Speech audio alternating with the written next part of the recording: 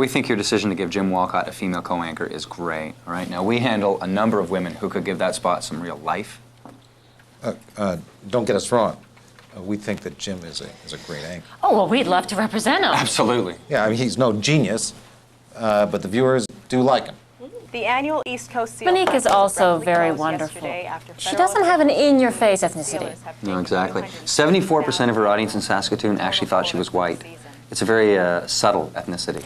An almost subliminal ethnicity. Coke and Pepsi do some advertising like that. Subliminal. Does anyone want a Diet Coke? The color's great, but you don't want to hit the viewer over the head with it. I'm not sure this look is going to work for us right now. I think what Sydney is saying is that a black anchor right now, if I can just say the word black. Okay. Can I say the word black? That's fine. Sure. Absolutely. That a black anchor right now reads equality. And equality reads social spending. And a social spending message in this deficit reduction climate looks like we're taking sides. And we have to be objective. A white anchor, on the other hand, reads deficit reduction, which doesn't mean that equality isn't a very high priority for us. There she is. All right. Now, Lindsay's out of Edmonton. This lady is very, very special. Yes. She has what we call a go-for-it type of approach to news. She just does it. You know? Absolutely. Right now, we can place her into any mid-sized U.S. market. Baltimore, Cleveland, Kansas City. U.S.? The U.S. The U.S. Tell them about their crime. Oh, she has this wonderful, quirky thing where she, on a sad story, she cries. But it works. What, like in the movie Broadcast News? Exactly, like in broadcast Exactly, news. but it works. Well, if it works... It works. And blonde doesn't intimidate. Which is good for Jim. Exactly. Sit him down beside an intelligent black woman, and you got a problem. A non-threatening blonde is, I think, the answer. It's not about black and white. She's a great compromise. Men are always leaving the toilet seat up. What's up with that? I went out with a ventriloquist once. I didn't want to, but I just couldn't say no. I was in McDonald's the other day having McNuggets with Mick Jagger. Mick Jagger. You expect me to say these in front of a live audience? Oh, yeah. Stuart, these aren't funny.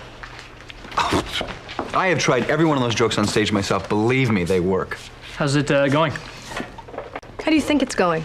Your writer is giving me leftovers from his stand-up career, and you think I'm Sarah Polley. That's how it's going. I wasn't even supposed to do this show. My lawyer in New York said, no, Tanya, don't do that show. You have to focus on getting your green card. But I said, no, because maybe, just maybe, there's a show in Canada that gets it. Maybe the 9 o'clock show will be it. But no, not for Tanya. Not for Tanya. Good for me. That fake monologue scare her off? No, but it pissed her off. I said the curtain would fall, and now look at the people hiding in the rain. You'll kiss my ring, or I'll sue you for $1 million. A great piece of work. Would you please welcome our guest today, Mr. Ted Abrams, the freak on the clip that you just saw. Ted Abrams, ladies and gentlemen. I said the curtain would fall, and now look at the people hiding in the rain. That's great, Ted. A real treat to have you on the show. Oh, it's great to be here, Skip. It must be great just to be indoors. But I want you to have a look at the segment of last night's show. No, why am I looking at this? Just bear with me for a second, okay? It's the segment of last night's show. I saw the show last night. Can we just watch this? Where Shane actually pitched one of his unsold movie ideas. Just bear with me for a second. All right, here's another idea that didn't sell. They find themselves on stage, in drag, and on the spot improvise a routine as men hating women, when really, they're women hating men, right? I can see why this idea didn't sell. Now here's, by the end of the movie, they learn to be better men as women. It's beautiful, George. It's beautiful. It's Tootsie meets Pulp Fiction meets Some Like It Hot. Where did this meet Pulp Fiction?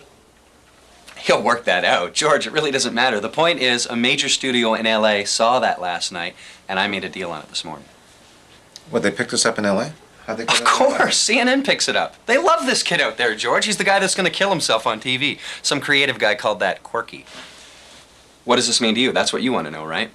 Basically, we're going to ask for $50,000 for day 5. From us, $50,000? Yeah. This is public broadcasting. I know. Well, that's why you'll be glad to know we're only asking for 10 more for each appearance he makes after that, till he either kills himself or changes his mind. Changes his mind? I made a deal. He's got to kill himself on television, you know, or I end up with egg on my face. Look, George, you took advantage of a very weak, not too bright, potentially brilliant screenwriter. And now the kid is hot, George. You are #1. All I'm saying is, share the wealth. If he doesn't go through with this, I'll get an injunction to stop him from, you know. Stop him from what? Living?